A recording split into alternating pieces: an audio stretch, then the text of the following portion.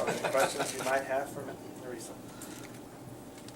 So, after being out as long as you were, how did you pick up just like that, like you never even were out at all? I think a lot of it came with traveling with the team, staying into every pitch. Just because you're not on the field doesn't mean that you don't have a role, and you have to help the younger kids along the way, and all of that allowed me to stay in every pitch. It allowed me to continue my mindset. So I was never taking a pitch off. It was just a matter of being in a different role.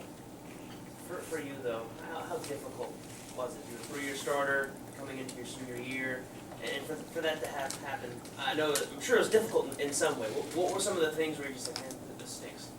I mean, injuries are difficult, but also with sitting out, you get to see a lot of things happen. I got to see a lot of young kids come into their own, and that was great to watch because it's only going to help this program flourish, in the end. And it was difficult, but it helped the team, be stronger along the way.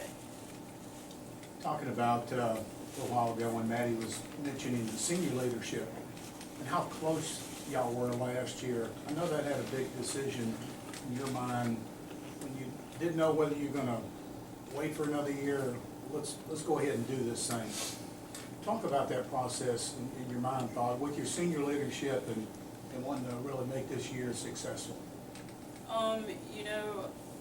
I love the seniors that we have. I love this class. I love the way they fight, and to watch them go on without me on the field and to see how they competed. Like, they never missed a beat. We may have lost a couple of games, but the way they fought during that time period was just amazing to me, and I just couldn't see myself waiting any longer. It would have been nice, I suppose, to have waited longer, but I just wanted to get out there and help my team in any way I could, and that was the biggest thing, to watch them fight. And they were I felt like they were fighting for me as well to get back into that position, so that's part of the reason why. Many of your teammates attribute part of this spark and this run to you. What do you think is one of the reasons for this kind of run that you guys are on right now? I think the team learned when we were losing. We were losing a couple of games, but like, for example, the Texas game, but they're a team that we can hang with. We just need to get a couple of things rolling, and we've learned that from the March season, and now that we're going towards playoffs, we're our goal is to put all those things together that we've learned and push forward. Nerrisa, obviously coming back from the injury, your range is a little affected in the field, but how were you able to keep your balance and your timing at the plate? Because it seems like as soon as you got back in the box, you just had a great feel, and it looked like you never missed. Your timing was still there.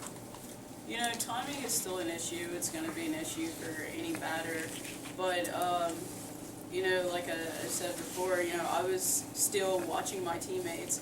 I was still on the field in the cages, listening to them, watching them, so that allowed me to continue to stay focused. No one can say how it's going to happen or what's going to happen after coming back from an injury. Nobody knows how Jeter's going to come back from his injury, but it was something that just happened, and we went with it. Nerrisa, for you, given the injury, obviously, has this month and has your kind of approach, your first at bat back being a home run, is it more personal for you now? Is there just kind of a heightened sense of the times now because I saw what could happen and being out and now I'm back in? No, it's never been personal.